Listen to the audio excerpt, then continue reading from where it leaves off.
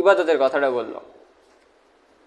আর আমরা মনে করো যে ইহুদি জাতির যে টোটাল ইতিহাস, এই ইতিহাসটা যদি না জানি তাহলে ইহুদিরা কেন ওই জায়গাতে এই হত্যাযজ্ঞ চালাইতেছে এটা আমরা খুঁজে পাবো না।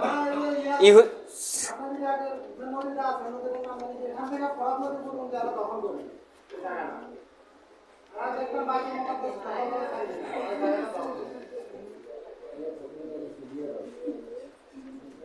আচ্ছা, এখন প্রশ্ন হচ্ছে, আচ্ছা এইদিকে খেয়াল করো যে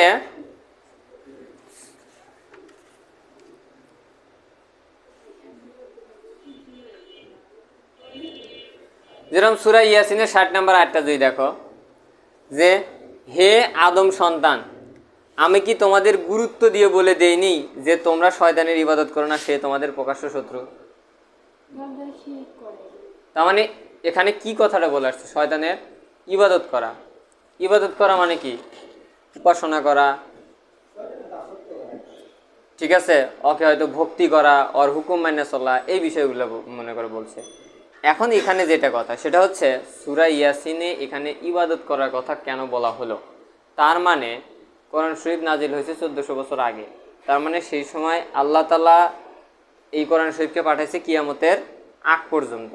সেই সময় থেকে শুরু করে এখন পর্যন্ত আল্লাহ তাআলা জানে যে কোন এই সামনের যে যুগগুলো আছে, এই যুগে এমন কিছু লোকজন আসবে যে লোকজনগুলোর কাজই হবে শয়তানের ইবাদত করা, গোলামি করা। বুঝছো? কারণ শয়তানের ইবাদতটা করাটাকে এত গুরুত্ব দেওয়া হয়েছে কেন করার শরীরে, ঠিক আছে? কারণ দেখো কিছুদিন আগে কিছু ইনফরমেশন ছিল যে পৃথিবীতে থাকা কিছু লোক যারা শয়তানকে বিশ্বাস করে এবং আল্লাহকেও বিশ্বাস করে, মানে প্রভুকেও বিশ্বাস করে, ওদের ভাষায় এরা এইভাবে কথা বলছে, আল্লাহর কি উচিত হয়েছে শয়তানকে ইয়া থেকে বের করে দেওয়া শুধুমাত্র এই একটা ভুলের কারণে যে আদমকে সেজদা করে নাই। আদমকে সেজদা করা কি ঠিক? কারণ আদম তো মানুষ ছিল। তাহলে মানে এটা আল্লাহর ঠিক হয় নাই।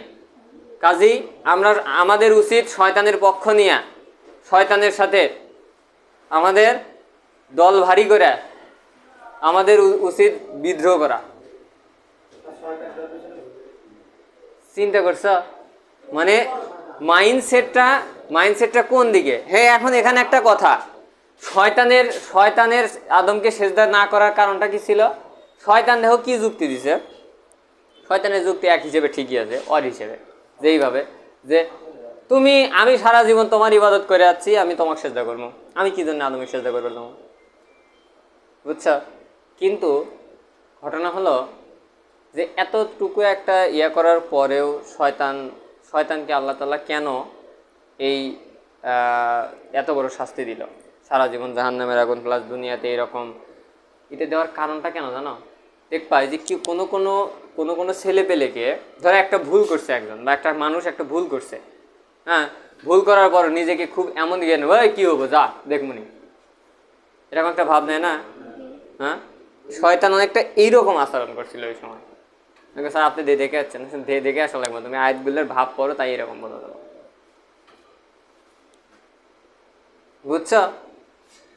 আচ্ছা, যাই হোক, এখন হচ্ছে ইহুদিদের পাপ আর তারে সেই ইয়াদের তোমার ফেরাউনের পাপ, দুটোর ভিতরে মিলগুলো কোন জায়গায়?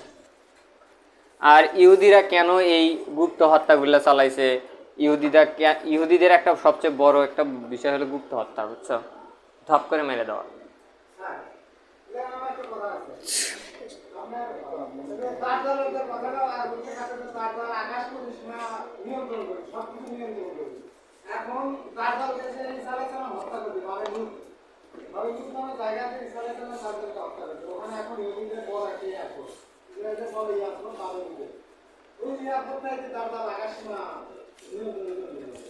এখন সেটা দাঁত জ্বালার ইয়েটাই ভালো জানে। আচ্ছা, এদিকে পেঁয়াজ তুমি সারা বের দিচ্ছ গো? তুমি কি পেঁয়াজ সারা বের দিচ্ছ? সেই জন্য তোমাকে বললাম যে চুপচাপ কিছুক্ষণ শোনো, তারপরে যা হয় হবে।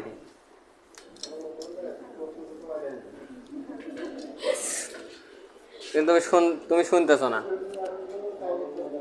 সব কিছুতেই এত উতলা হওয়া যাবে না, বুঝছেন? ধৈর্য সূর্য দিয়ে কাজ করতে হবে। বেশি জুলুম করা শয়তানের লক্ষণ, সেটাও কি জানেন?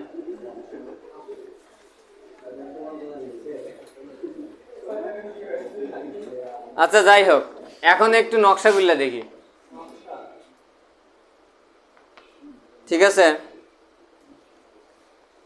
আচ্ছা, এই যে নকশাগুলা, এই নকশাগুলা সামগ্রিক অর্থে খুবই গুরুত্বপূর্ণ বিষয়, অত সহজ না।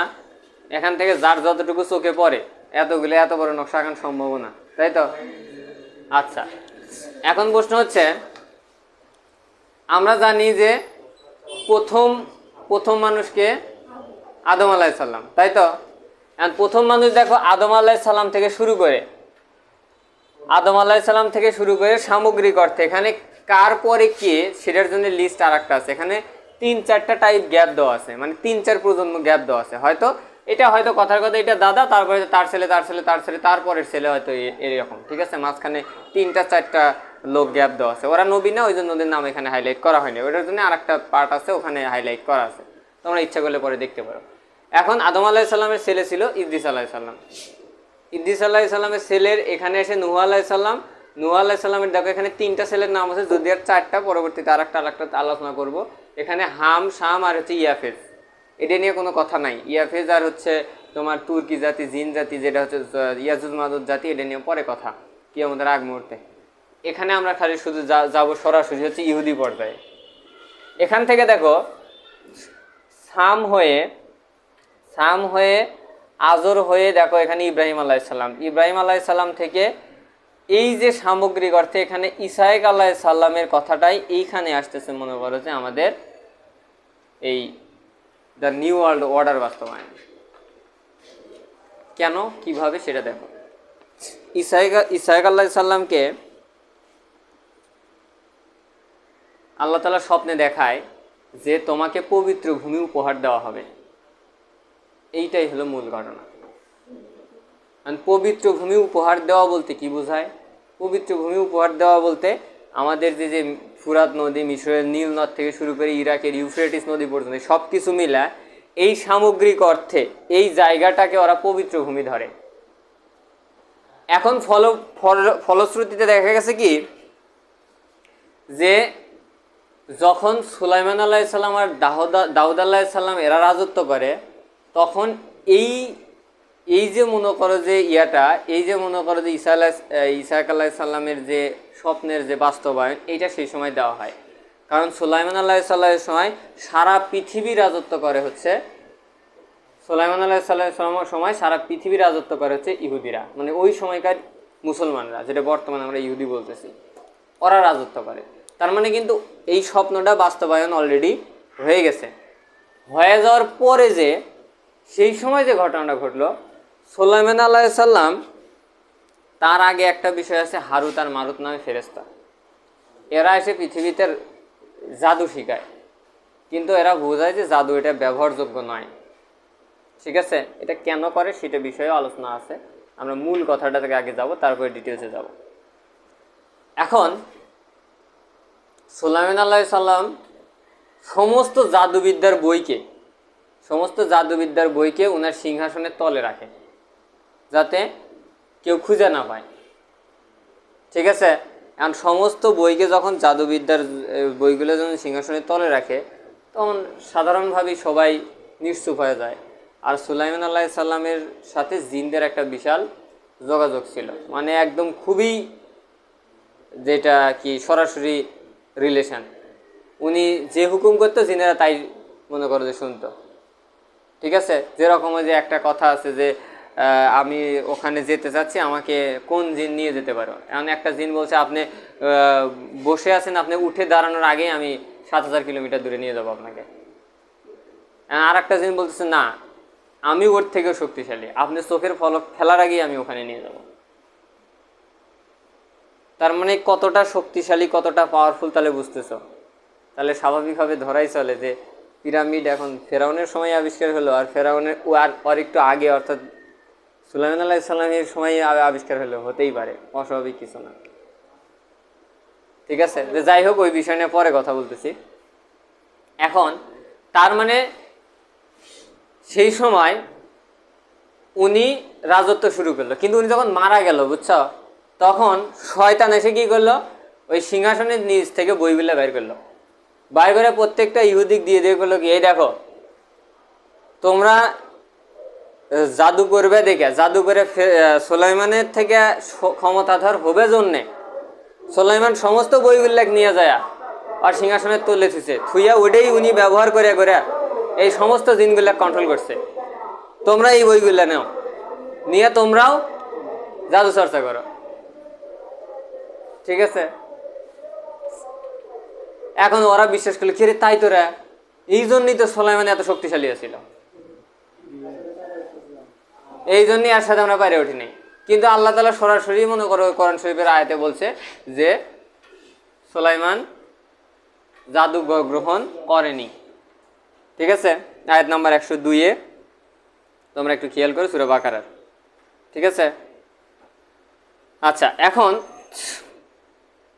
তার মানে ঈসা আলাইহিস সালাম যে স্বপ্নটা দেখলো, সেই স্বপ্নটা কিন্তু বাস্তবায়ন অলরেডি হয়ে গেছে সেই সময়। এখন বর্তমান যুগের ইহুদি যারা, তারা চিন্তা করতেছে ওই যে স্বপ্নটা ওরা আবার বাস্তবায়ন করবে, ওরা আবার মনে করে যে এখান থেকে এই সামগ্রিক অর্থে এই জেরুজালেম থেকে ওরা আবার সারা পৃথিবী রাজত্ব করবে। আবার যখন সারা পৃথিবী রাজত্ব করতে নিব, তখন যে ঘটনাটা হলো সেটা হচ্ছে এই রাজত্ব করতে গেলে ওদের একটা নেতার দরকার, আর সেই নেতাই হলো ওদের দাজ্জাল। বুঝছো? আচ্ছা, এখন এদের ভিতরে অনেক কাহিনী আছে, সেগুলো ধীরে ধীরে আসতেছি। তাহলে এই প্রতিশ্রুত ভূমি ফেরত দেওয়া যেটা, এইটাই হলো আমাদের বর্তমান যুগের মূল ধারণা, তাই তো? যে প্রতিশ্রুত ভূমি ফেরত দেওয়া, যে প্রতিশ্রুতি ভূমির জন্যই ওরা এত যুদ্ধ চালাচ্ছে। ওদের কথা যে ওরা ওখানে থার্ড টেম্পল গঠন করবো। থার্ড টেম্পল গঠন করতে যায়, ফার্স্ট টেম্পল আর সেকেন্ড টেম্পলটা কি সেটা কিন্তু আমরা জানি না। তাহলে ফার্স্ট টেম্পল আর সেকেন্ড টেম্পল সম্পর্কে আমাদের আইডিয়া থাকা লাগবে, তাহলে তুমি থার্ড টেম্পল বুঝতে পারবে। এই আইডিয়া একটা ভিডিও বানানো হয়েছে যেটা নেটে ঘোরাঘুরি করতেছে, সেটা হচ্ছে ওই মসজিদুল আকসা, ওইটা ভাঙিয়া যায় ওখানে তোমার থার্ড টেম্পল গঠন হয়েছে। ঠিক আছে, এখন একটা দাজ্জাল, আমি এখন সরাসরি ইতিহাস বাদ দিয়ে সরাসরি বর্তমানে চলে আসবো। ঠিক আছে, ইতিহাস যাদের জানার দরকার তারা ধীরে স্থিরে আগের ভিডিওগুলো দেখবেন, প্লাস এটা, কারণ আমি কিন্তু সরাসরি চলে আসবো বর্তমানে। সামগ্রিক অর্থে খালি ওগুলো সামারাইজ করে নিয়ে আসলাম। এখন যেটা কথা, যে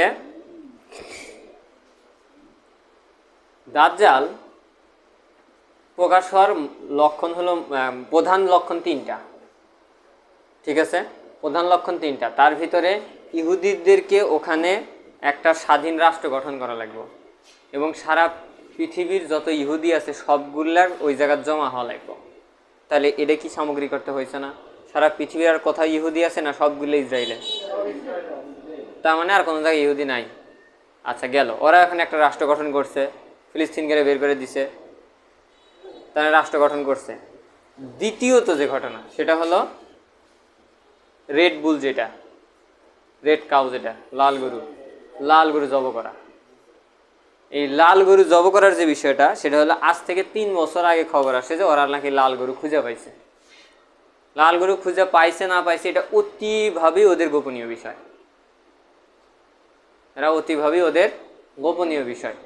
এটা ওরা প্রকাশ করবো না। আর যাই হোক, কোনো একটা গোপন সূত্রে জানা গেছে ওরা লাল গরু খুঁজে পাইছে। লাল গরু খুঁজে পাওয়ার পরে 2024 সালের এপ্রিল মাসে ওদের লাল গরুর 3 বছর পূরণ হয়ে যাওয়ার কথা। 3 বছর ওদের লাল গরুর পূরণ হয়ে গেলে ওটা ওরা জব করবো। জব করে ওটাকে ওরা আগুনে পুরাইব। আগুনে পুরাইয়া ওইটার ছাই দিয়ে ওরা বিশুদ্ধ হবো। এটা হচ্ছে ওদের ধর্মীয় বিশ্বাস। ঠিক আছে, এখন যেটা সেটা হচ্ছে এই যে ওরা লাল গরুকে জবাই করে যে বিশুদ্ধ হলো, এগুলো নিয়েও কোরআন শরীফে আয়াত আছে, সূরা বাকারা। সূরা বাকারা শব্দের অর্থই গাভী, গরু। ঠিক আছে, আচ্ছা গেল। তারপরে দেখো তারপরের যে ঘটনাটা হচ্ছে ওরা এখন ওই যে সুলাইমান আলাইহিস সালামের যে সিংহাসনটা, যেটার নিচে কি ছিল, কালো জাদুর বইগুলা, ওরা ওইটা খোঁজার জন্যে ওরা প্রতিনিয়ত মসজিদুল আকসা অর্থাৎ জেরুজালেমের ওই মসজিদটা প্রতিনিয়ত খোঁজাখুঁজি করে যে ওর ভিতরে আছে, কোথায় আছে। ওরা যে জায়গাতে আছে ওই জায়গাতে ওরা সিংহাসন বানাইব। ঠিক আছে, এখনো পায় নাই, কিন্তু শর্ত দুইটা। যদি 3 বছর আগে ওরা লাল গরু, 1 বছর আগে যদি লাল গরু পাওয়া যায়, প্রায় এপ্রিল কিন্তু, তাহলে 1 বছর আগে হয়ে গেল। এবং এই লাল গরু জবাই করার জন্য ওদের কিছু নির্ধারিত লোক দরকার, 9 জন, এবং নির্ধারিত জায়গা দরকার, সব কিছু ওদের রেডি। ঠিক আছে, এবং হামাদ যে একটা ফার্স্টে যে যুদ্ধ করছিল অক্টোবর মাসে, যে করছিল, হামলাটা করছিল, এই হামলার পিছনে একমাত্র কারণ ছিল লাল গরু। এরা জানতে পারছে যে লাল গরু পাওয়া গেছে, ওই জন্যই ওরা হামলাটা করছিল, তাছাড়া না। যার পরিপ্রেক্ষিতে এখন ইসরায়েল সম্পূর্ণ ফিলিস্তিন এইভাবে মনে করে ধূলিসাৎ করে দিল। কিন্তু এদের ঘটনা দুইটা ক্লিয়ার। যদি ধরেই নিই যে যেহেতু ওরা এই বিষয়টা গোপনে চালাইব, আমাদের কাউকে জানাইব না, যদি ধরেই নিই যে লাল গরুটা জবাই হয়ে গেছে, ঠিক আছে, তাহলে ওদের ইহুদি রাষ্ট্র প্রতিষ্ঠা শেষ, লাল গরু জবাই করা শেষ। তাহলে আর একটা বিষয় বাকি থাকে, সেটা হলো 3rd টেম্পল নির্মাণ করা। আর 3rd টেম্পল নির্মাণ করার মানে হলো যে এই মসজিদুল আকসা এটা ভাঙে ফেলে দিয়ে এখানে সোলাইমানি, ওই যে সে হাইকেলে সোলাইমানি অর্থাৎ সোলাইমান আলাইহিস সালামের সময় যে মনে করো যে ছিল, এই সামগ্রিক অর্থে যে মন্দিরটা ছিল ওদের ভাষায়, ঠিক আছে, ওইটা পুনরায় এখানে নির্মাণ করা। পুনরায় যদি ওরা এখানে এটা নির্মাণ করে, তাহলে দাজ্জাল আসার জন্যে আর কোনো বাধা নাই। বুঝছো? দাজ্জাল আসার জন্য আর কোনো বাধা নেই, শেষ, সরাসরি আসার রাস্তা ক্লিয়ার। এখন দেখো,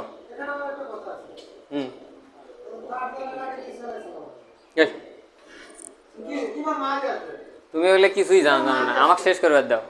তুমি ওগুলো জানো না, কাজেই কোয়ার দেওয়া দরকার নেই। আচ্ছা ঠিক আছে, বুঝতে পারছি, তুমি ওগুলো কিছুই জানো না, আর আপাতত একটু চুপ থাকো। এখন তার মানে সামগ্রিক অর্থে দাজ্জাল আসার রাস্তা কি ক্লিয়ার। হ্যাঁ, কিন্তু আর একটা বাধা কি আছে, মসজিদুল আকসা ভাঙিয়া 3rd টেম্পল নির্মাণ করা। এখন দাজ্জাল যদি সামগ্রিক অর্থে আসে, দাজ্জাল আসার পরে দাজ্জালের প্রধান কাজ যেটা হবে সেটা হচ্ছে ও নিজেকে নেতা বানায়া ইসরায়েলের সমস্ত লোকজনকে প্রজা বানায়া সারা পৃথিবীব্যাপী নিজেকে শাসন করা, মানে নিজেদের প্রভাব বিস্তার করা। মানে এখন যেরকম আমেরিকা শাসন করতেছে, ঠিক একই রকম ওইভাবে ইসরায়েল শাসন করবে। কিন্তু ইসরায়েল যদি শাসন করে, সেই সময় আমাদের যেটা ঝামেলা হবে, প্রথম অপশন, ওরা মানিকে ওদের কাছে নিয়ে গেছে। কিভাবে নিয়ে গেছে সেটা দেখো। সারা পৃথিবীর যত সম্পদ আছে, সম্পদের 70%, 40 থেকে 70% সম্পদ, ঠিক আছে, সারা পৃথিবীর 40 থেকে 70% সম্পদ একজনের হাতে। কেরা সেটা? ইলন মাস্ক না? না, এই যে মনে করো যে 40% যে সম্পদ, ঠিক আছে, এই 40% সম্পদ যে একজনের হাতে, 40 থেকে 70% সম্পদ একজনের হাতে, যদিও জানা যায় না যে সম্পদের পরিমাণ কত। এটাই হলো মনে করো যে রথচাইল্ড ফ্যামিলির হাতে। বুঝছো? রথচাইল্ড ফ্যামিলির হাতে। আর বাকি যে মনে করো 30% আছে, ধরো আমি যদি 60, তাহলে এটি কত, 40% ধরলাম। যদি এটা দিকে যদি আমি ধরি, তাহলে 40% থেকে গড়ে 40% ধরলাম, 70% যেহেতু, তাহলে 30% হিসেবে আসে না। এই মাঝখানের যে পার্সেন্টটা, যদি কথার কথা এটা টোটালি গড়ে 60% ধরি, তাহলে আর কতটুকু বাকি থাকে? 40%। এই 40% আর সমস্ত মানুষের হাতে। এই সারা পৃথিবীর ভিতরে যাই এখন 1 নাম্বার ধর্ম মানে ইয়াতে আছে, 1 নাম্বার যে মনে করো যে ধনী লোকে আছে তাই, এবং যাই সবচাইতে গরিব আছে তাই। এবং তোমরা সবার পকেটে এই 40%, আর বাকি 60% ওর একার হাতে। ঠিক আছে, এখন কীভাবে সম্ভব সেটা আবার একটু দেখো। যখন মনে করো এই সম্পদটা ও নিজেদের ভিতরে সংগ্রহ করছে, এই সমস্ত সম্পদ গ্রহণ করছে শুধুমাত্র গোল্ডে, বুঝছ? সমস্ত সম্পদ গ্রহণ করছে কিসে? এই স্বর্ণে, মানে স্বর্ণের বার বানিয়ে স্বর্ণের পাটা বানিয়ে ব্যাংকে রেখে দিছে। এখন কালকে যদি আমেরিকা ডলারটা কোনোভাবে ধ্বংস হয়ে যায়, তোমার এই কাগজের টাকার দাম আছে, তখন দাম কিসের হবে? গোল্ডের দাম হবে না? তুমি তোমার মতো ভাবো তো, ধরো আমার এই টাকাটা নির্ভর করে আছে কার উপরে? আমেরিকার ডলারের উপরে, তাই তো? যেহেতু আমরা ইন্টারন্যাশনাল বাণিজ্য করতে যাই কি নিই? ডলার নিই। তার মানে আমাদের এই টাকাটা ডিপেন্ড করছে কার উপরে? ডলারের উপরে। এখন ডলার যদি কোনোভাবে ধ্বংস হয়, এখন হবে কিনা সেই প্রমাণ পরে দিচ্ছি, ডলার ধ্বংস হবে কিনা সেই প্রমাণটা পরে দিচ্ছি।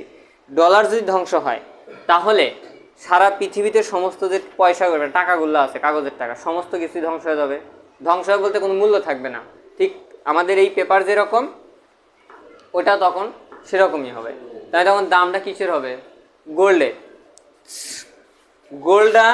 গোল্ডটা কার হাতে আছে? রথচাইল্ড ফ্যামিলির হাতে। রথচাইল্ড ফ্যামিলি হচ্ছে ইলুমিনাতির 13 জন সদস্যের ভিতরে একজন।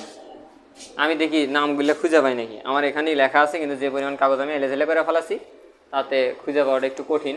তবে একটু ওয়েট করো। হ্যাঁ, ইলুমিনাতি নিয়েও ডিটেলসে আলোচনা করবো আজকে ইনশাল্লাহ, দেখা যাক, একটু আমাকে সময় দাও। এই যে ইলুমিনাতি নিয়েই আলোচনা করা আছে। আমি একটু করতেছি যে তোমাদের আগে ইলুমিনাতির সদস্য সম্পর্কে একটু আলোচনা। কি স্ট্যান্ড নিবা? ও আচ্ছা, তাহলে একটু করো, পুশ করো অল্প একটু। ইলুমিনাতির যে বিষয়টা, 13 জন ফ্যামিলি, 13 জনের নাম আমি উল্লেখ করতেছি। 13 জন 13 ভাবে কাজ করতেছে মনে করো। দ্য স্টার ব্লাড লাইন দ্বারা এখানে ফ্যামিলি উল্লেখ করা হয়েছে, মানে ফ্যামিলি বোঝানো হয়েছে। The Bundy blood line, the Collins blood line, the DuPont blood line. এই ডিপন্ট ব্লাড লাইনের কাজ হচ্ছে খাদ্যে ভেজাল দেওয়া, বুঝছা? আচ্ছা, কারণ তুমি সামগ্রিক অর্থে একটা পিওর খাবার বলো যেটা তোমার শরীরের জন্য এই যুগে আসে, একটা খাবার বলো যে খাবারটা একদমই পিওর। ওই গাছ যে মাটিতে আছে, ওই মাটির ভিতরে এখন লেড আছে, এখন কি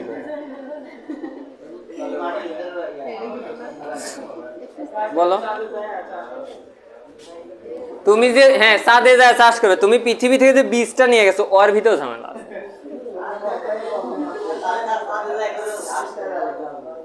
এখন কি বিষয়টা বুঝছো? আচ্ছা, সামগ্রিক অর্থে দেখবা যে, আচ্ছা আমরা কয়টা বললাম? 4টে। তারপরে আসো, the Freeman family, the Kennedy family, the Li family, the Onassis family, the রেডন্ট blood line, the Rockefeller blood line, the Rothschild blood line, the Russell blood line, the Van blood line. ঠিক আছে, এই ছিল হলো blood লাইনগুলোর নাম। এখন আসে হচ্ছে এই তোমাদের যে সবচাইতে ভালো প্রশ্ন হচ্ছে ইলুমিনাতি, এটা নিয়ে আলোচনা করবো এখন। সবচাইতে ঝামেলাপূর্ণ একটা আলোচনা, আর গুল্লা আলোচনা আপাতত স্থগিত। এখন ইলুমিনাতি শব্দটা প্রথমত এরা হচ্ছে ফ্রি মেসনারি ছিল। ফ্রি মেসন থেকে মনে করে ইলুমিনাতি জিনিসটা আমাদের ভিতরে আবির্ভাব হয়েছে। ইলুমিনাতি, এই ইলুমিনাতি দেখতে তো অনেক গান টানও আছে যেগুলা এই ইলুমিনাতিকে সাপোর্ট করানোর জন্য, যেন ইলুমিনাতিটা না তোমার কাছে সহজ হয়। ঠিক আছে, ইলুমিনাতিটা যেন তোমাদের কাছে সহজ হয়। নকশাগুলো নিয়ে পরে কথা বলবো নি।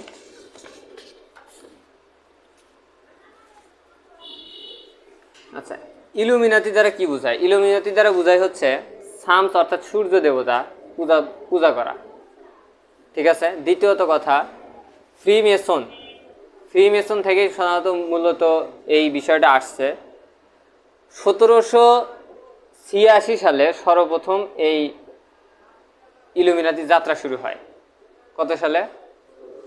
1786 সালের 1 মে। ঠিক আছে। আমি একটা কোড লিখতেছি, MDCCL XXVI। ঠিক আছে। এটা হলো একটা কোড।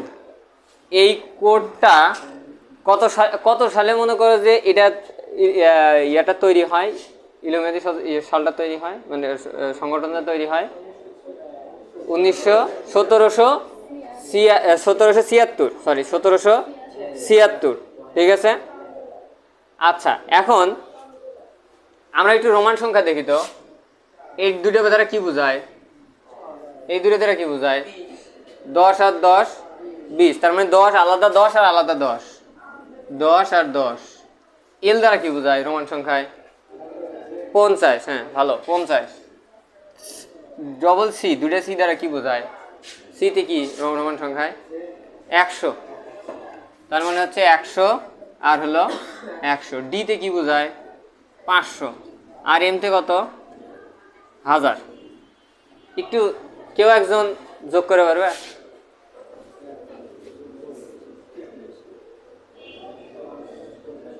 এক 1000 যোগ 500 কত আসে? 1776। এই কোডটা দেখবা $1 সাথে দেওয়া আছে। $1 আছে না, এই ডলারের সাথে দেখবে কোডটা দেওয়া আছে।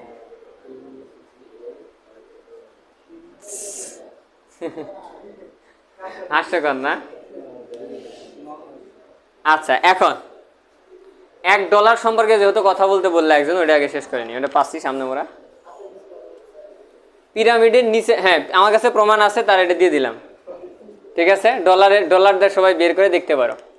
অ্যান্ড পিরামিডের নিচে লেখা, পিরামিডের নিচে লেখা হচ্ছে NOVUS। হ্যাঁ, ORDO, তারপর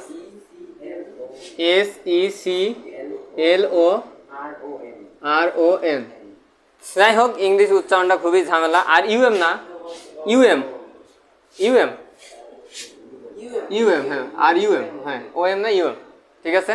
আর ইউএম, যার মানে হলো, এটা একটা মিনিং, এটার মিনিং হলো the new world order.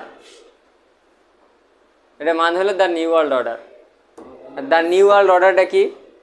The new world order হচ্ছে সারা বিশ্বব্যাপী এমন এক শাসন ব্যবস্থা তৈরি করা, যে শাসন ব্যবস্থার নেতৃত্ব থাকবে ইহুদিদের হাতে, এবং সারা বিশ্ব ব্যবস্থার সমস্ত মানুষ সবাই ওদের দিকে তাকায় থাকবে যে তোমরা আমাকে খাবার দিলে আমরা খাবার পারবো, না হলে পারবো না। আচ্ছা, দাজ্জাল যখন পৃথিবীতে আবির্ভাব হবো, আমরা তো এটা এই হাদিসটি স্পষ্টভাবে জানি যে দাজ্জাল যদি আমাদেরকে কিছু খেতে দেয় তাহলে পারবো, না হলে পারবো না। মিলছে? আচ্ছা, হ্যাঁ, ইহুদিদের প্রধান উদ্দেশ্য হলো দাজ্জালকে নিয়ে আসা। কেন নিয়ে আসা? তার কারণ হলো ইহুদিদের যে বই তালমুদ, সেই তালমুদ অনুসারে ওদের মুক্তিদাতা হিসেবে একটা মাসিহ আসবো। এই মাসিহটা হলো হযরত ঈসা আলাইহিস সালাম, যেটা ইতিমধ্যে এসে চলে গেছে। কিন্তু ওরা ঈসা আলাইহিস সালামকে মাসিহ হিসেবে চেনে নাই। না চেনার কারণে ওরা এই যেহেতু ওদের মূল টার্গেটটা ছিল এরকম যে ঈসা আলাইহিস সালাম হওয়া লাগবে হচ্ছে একদম সেইভাবে, মানে সেরকম একটা ইয়ে হলেও, কিন্তু ওই যে ঈসা আলাইহিস সালাম যে বাবা ছাড়া জন্মগ্রহণ করছে, এই জন্য ওরা মানে না। আল্লাহ তাআলার বিশেষ কুদরতে বাবা ছাড়া যেহেতু জন্মগ্রহণ করছে, এই জন্যে ওরা মানে না যে ঈসা আলাইহিস সালাম মাসিহ। ওই জন্যে ওরা ঈসা আলাইহিস সালামকে মানে নাই, না মানে ঈসা আলাইহিস সালামকে হত্যা করছে। তার মানে ওরা মাসিহকে হত্যা করছে ওদের ভাষায়। হ্যাঁ, কিন্তু এখন ওদের দ্বিতীয় যে মনে করো ইয়া ছিল, ওদের দ্বিতীয় যে মনে করো যে শখ ছিল এক কথায়, সেটা হচ্ছে যে ওই যে তোমার দ্বিতীয় মুক্তির পথ ছিল, শখ না মুক্তির পথ ছিল হচ্ছে মহানবী হযরত মুহাম্মদ সাল্লাল্লাহু আলাইহি সাল্লামের ধর্মটা মেনে নেওয়া। কিন্তু ওরা সেটাও নেয় নাই। না নেওয়ার কারণটা কি ছিল? মহানবী হযরত মুহাম্মদ সাল্লাল্লাহু আলাইহি সাল্লাম কার বংশধর? হ্যাঁ, মনে আছে কার? না, সেটা নয়। কার বংশধর বলো? হ্যাঁ, এইটা একটা ভালো, হ্যাঁ এই যে এই জায়গাতে ধরছো। এই দেখো, আমি প্রমাণ দিয়ে দেখাই দিচ্ছি। ইব্রাহিম আলাইহিস সালামের দুই স্ত্রী ছিল, একটা সারা আর একটা হলো হাজেরা। সবগুলা নবী আছে মনে করো যে এই সময় থেকে, মানে এই চেনে আছে, মানে এই সারার গর্ভের যে চেনটা, এর বাপ এইভাবে যে একটা চেইন আছে, সেই চেন থেকে। কিন্তু এই সবগুলা নবী এই চেন থেকে আসলেও সবগুলা চেনের নবী, এই চেনে নবী আসার কারণে এই জাতিটা সবচেয়ে বেশি হিংস্র হয়ে যায় এবং সবচাইতে বেশি মানে কি বলে যে অহংকারী হয়ে যায়। ফলে আল্লাহ তাআলা কি করে, শ্রেষ্ঠ যে নবীটা, সেই নবীটা এই রাস্তায় না নিয়ে এসে এই রাস্তায় নিয়ে এসে দিয়ে দেয়। ইসমাইল আলাইহিস সালামের মানে ওই হয়তো তোমার হাজেরার যে চেইন, ওই চেনে নিয়ে এসে দেয়, ইসমাইল আলাইহিস সালামের চেনে নিয়ে এসে দেয়। এখন যেহেতু ওদেরটা চেঞ্জ করছে, মহানবী হযরত মুহাম্মদ সাল্লাল্লাহু আলাইহি ওয়াসাল্লাম যদি ওই চেনে আসতো তাহলে ওরা মেনে নিত। যেহেতু এই চেনে আসছে, এই যে অহংকার, এই অহংকারের কারণেই ওরা আর মেনে নেয় না। এখন কি বিষয়টা বুঝছ? এখন ওরা তাহলে কোন মাসিহের অপেক্ষায় আছে? যে মাসিহটা, অর্থাৎ ইসলামে মাসিহ কয়টা? দুইটা। তালমুদ অনুসারে মাসিহ কয়টা? দুইটা। তবে তো প্রথমটা আসছিল কিন্তু ওরা মানে নেয় নাই। শেষ মাসিহকে দাজ্জাল। ঠিক আছে, মাসিহ শব্দের অর্থ হলো মুক্তিদাতা বা এরকম। ঠিক আছে, তারপরে দেখো, তাহলে কি তোমরা পিরামিডের যে এখানে ডলার, অসমাপ্ত পিরামিড, এগুলো কি বিষয়টা বুঝছো? দাজ্জাল কয় চোখ বিশিষ্ট? পিরামিডের উপরে কয় চোখ? 100। পিরামিড ছবিটা দেওয়ার কারণ হচ্ছে দাজ্জালি শাসন ব্যবস্থা যেটা, সেইটা এরা আবার হচ্ছে পুনরায় চালু করতেছে। সরি, ফেরাউনের যে শাসন ব্যবস্থা, এই দাজ্জাল এসে ওটা আবার চালু করতেছে। এইটাই ছিল কোরআন শরীফে বারবার বেশি ফেরাউন নিয়ে আলোচনা করার কারণ ফেরাউন যে কার্যক্রমগুলো চালাইতো, একই রকম কার্যক্রম ইহুদিরা চালাইতেছে।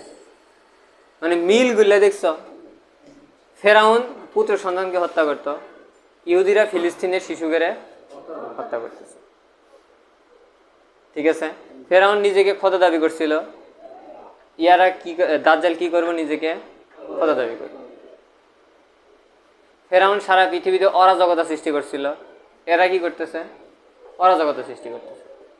ফেরাউন সুদ চালু করছিল, এরা কি করতেছে? সুদ চালু করছে। সুদ চালু না করলে তার মনে করো যে এই ব্যাংকিং সিস্টেম চালু হয় না। ব্যাংকিং সিস্টেম কারা চালু করলো? ওরাই তো করলো। এই রথচাইল্ড এমনভাবে তোমার টাকাটাকে তোমাদের ভিতরে ছড়াই দিছে, তুমি টাকা যে জায়গাতেই রাখো তোমার টাকা কমে যাবে। চিন্তা করছো এটা কি কম সম বুদ্ধির কাজ? যে তুমি টাকাটা এমনভাবে, ওই টাকার এমন সিস্টেম করে রাখছে, ওখানে ওর টাকাটা কোথায়, ওর মানে ডলারটা কোথায়? আমেরিকায়। আমেরিকা যদি ডলার বেশি ছাপায় তাহলে ডলারের দাম কমে যাব, আর ডলারের দাম কমে যাওয়ার কারণে সারা পৃথিবীর টাকার দাম কমে যাব। তার মানে ওখানে বসে থেকে সমস্ত টাকাকে মনে করো যে ওর কাছে জড়ো করতেছে। চিন্তা করছো? এখন বসেছে স্যার, তাহলে এর সাথে ফেরাউনের কি কাজটা ছিল? আচ্ছা, ফেরাউন এই কাজটা যে করছিল তার একটা প্রমাণ দেখো। ইউসুফ আলাইহিস সালাম যখন মিশরে আসলো, তোমরা তো ইউসুফ আলাইহিস সালামের ঘটনা জানো। মিশরে যখন আসলো, মিশরে আসার পরে ইউসুফ আলাইহিস সালাম মিশরে আসার পরে উনি ছিল হলো সেখানকার হলো তোমার মন্ত্রী। আর মন্ত্রী যে আত্মীয় স্বজন, অবভিয়াসলি এদের কাছে টাকা প্রচুর, প্রচুর টাকা। ফেরাউন কি করতো? চড়া সুদে টাকা ধার দিত।